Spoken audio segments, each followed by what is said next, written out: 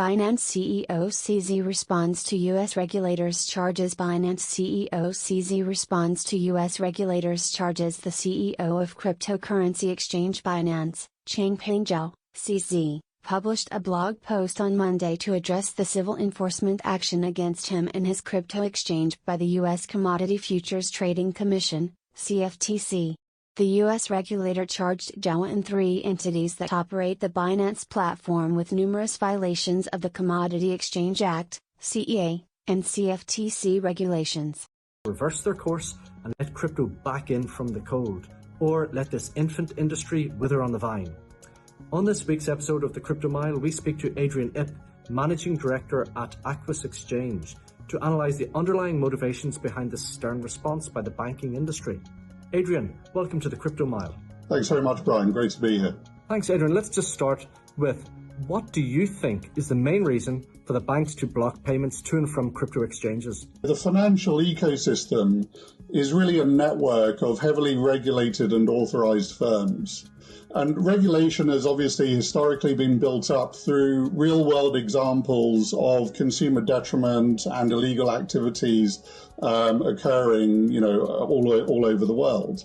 What is clear to a lot of the industry today is that there are things which are occurring in the crypto world which perhaps aren't really what we would expect to see within traditionally regulated and authorized financial services. Obviously, a lot of the things that get talked about quite commonly are, black market transactions, terrorist financing, market manipulation, money laundering, and things like this. It's about, what is the risk appetite of regulated firms to really, allow their consumers to interact with organizations that potentially have the capability to cause consumer detriment and to do things with consumer money which would result in bad outcomes. There obviously are a lot of banks and a lot of jurisdictions that are very concerned about what is going on in the crypto world today.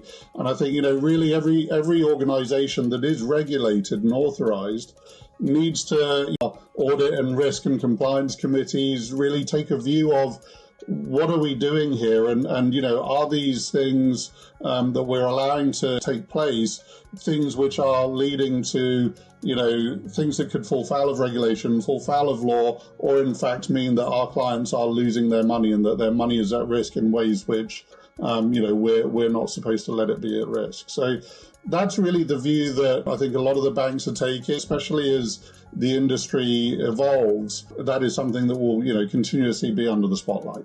So there seems to be this impression that retail crypto firms are not really making those relationships with regulatory bodies globally. Why do you think this is an issue? It's for a few different reasons. So first of all, regulation is a very high bar. It's not something that you fill in a form, you send it in, a week later you get your authorization and you're off to the races. Especially if you look at the exchange industry, banks and retail investment banks and things like this. There are firms that spend years and millions in pursuing regulatory authorizations around the world. One of the things that's in common across all these sort of major financial hubs of the world is that regulators really look in great detail at what it is that you're doing and who it is that is running these firms. And really ultimately what it comes down to is these are sort of legal and regulatory frameworks and systems which mean that